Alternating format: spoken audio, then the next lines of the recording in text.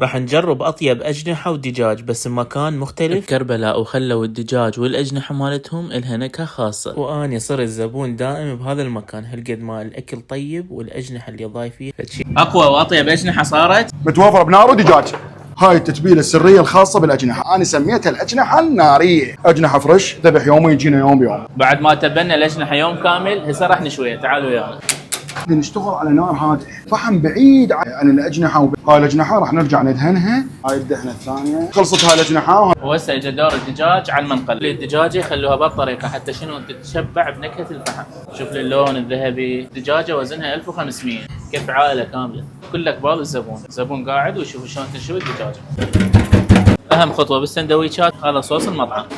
راح ندهنه بالصوص ونخليه على الوجه الثاني. شوف يا شلون صار. فتوش فريش، زيت الزيتون، ونختمها بدبس الرمان. وهاي صارت أحلى فتوش.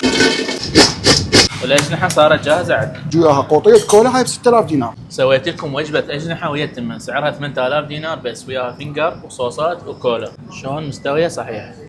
شوفها الأجنحة هنا غرامة بصراحة. يومهم صايرة حلقوم، وأكيد لا تنسون تجربون الدجاج يم نار ودجاج، مطعم يخبل بحي الحسين بشارع كنتاكي هاوس مقابل القاعة المغلقة.